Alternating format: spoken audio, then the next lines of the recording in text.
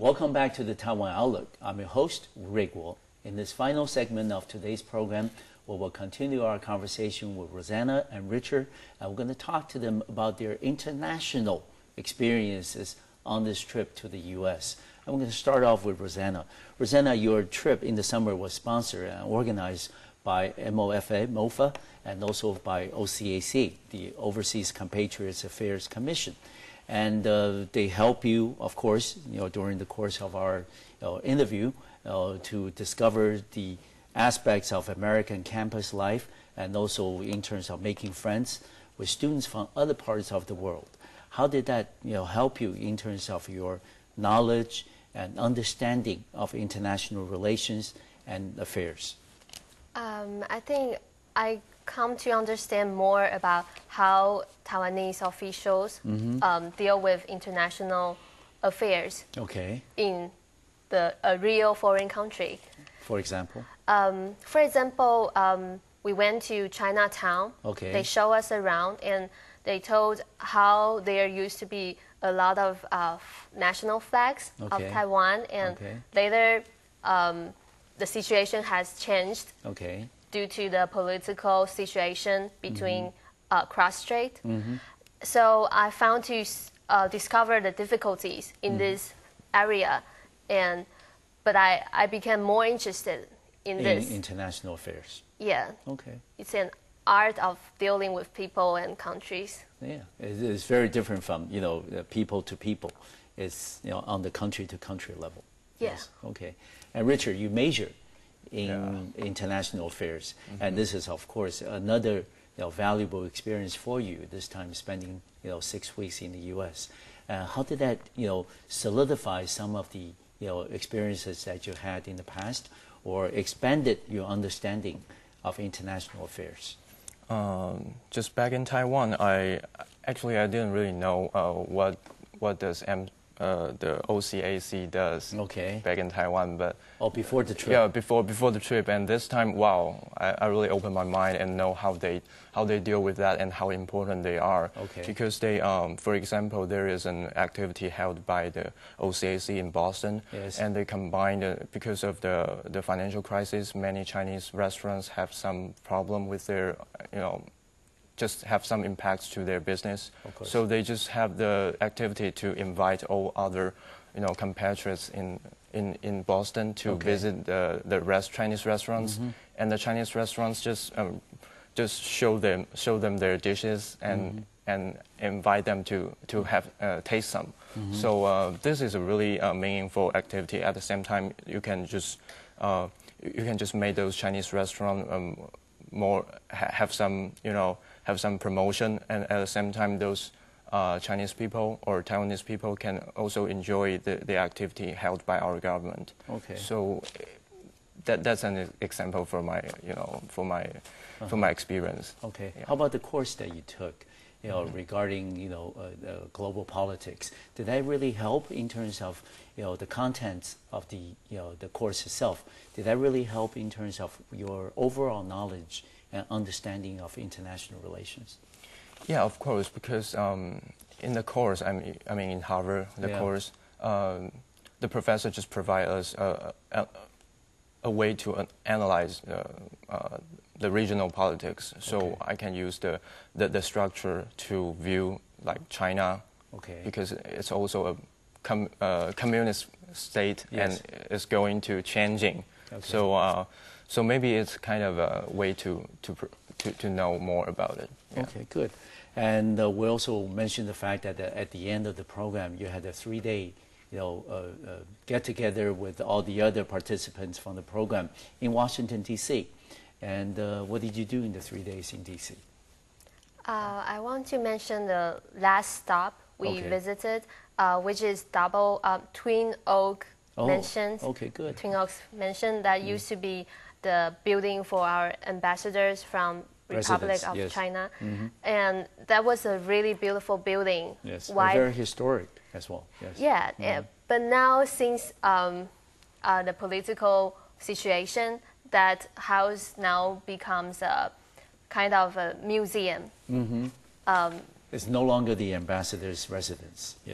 And there is no power or no political struggles anymore. Okay. So I felt kind of lonely for that building because it was that beautiful, and I can imagine how it played an important role during the back time. Yeah, during the period of U.S.-China relations as well as U.S.-Taiwan relations.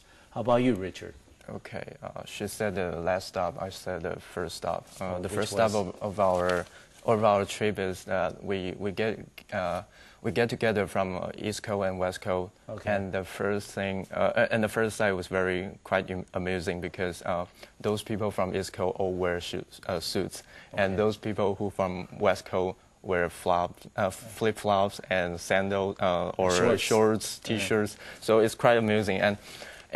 But later on, we just communicate with each other and found so many interesting things. You know, we just share our experience or something like that, and also knows how because Washington D.C. is a political center of the United States or even the world. So we get to know that how MOFA and OCAC here how they work. Yeah. So how about some of the sites that you have visited? Did you go to the monument, Lincoln Memorial? Did you go to all those places? Was that the first time you experienced this? You know, these famous sites in the D.C. area. Was that the first time? Actually, for me, it's my second time to pay a visit to Washington. Yeah. Okay. And we've been to Capitol Hill and Natural and Science Museum. Okay. Yeah, and because we have only 3 days, so we cannot see all of them. But yeah, it's still even it's my second time there in Washington. I still felt wow. I still have a lot of things to look. You know, it's a beautiful and huge. I mean, very diversity city. Good. And Rosanna, this is your first trip to D.C.? Actually, it was my second trip to D.C. as well. too. Okay. But I noticed the situation in front of White House. The last time I visited there were people protesting Bush. Yeah. George W. Bush. Yes.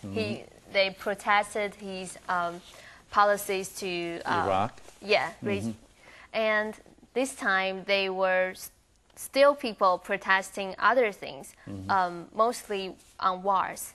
And I found it very different from our President Hall because in Taiwan, if you walk in front of President Hall, you won't see that kind of scene. Yeah. But those protesters is probably professional protesters.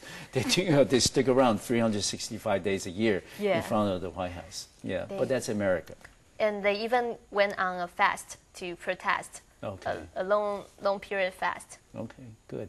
And this time also during your stay in San Francisco and also for you in Boston, you had a lot of experiences of interacting with overseas compatriots from Taiwan.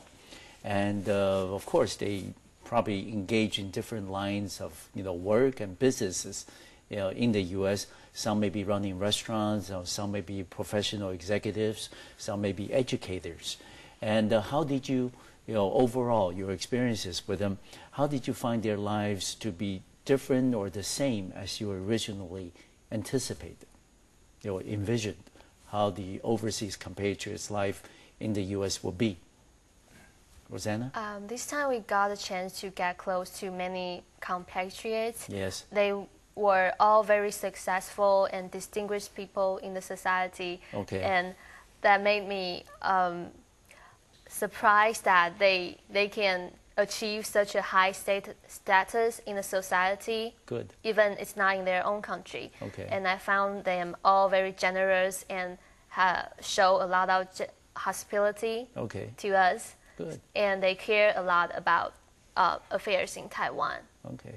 And Richard, was that also your experience? Yeah, right. And I also found that they have a strong identity to Taiwan or our government anyway. And no matter who they call themselves, and Chinese or Taiwanese, no matter what, they are always generous and nice to those people who came from Taiwan because they were helped by those people too. So they were trying to just just reflect, just show their hospitality. Okay. Yeah. Good. And you know, our program is broadcast in the U.S., you know, certainly in the San Francisco area and also in Boston area.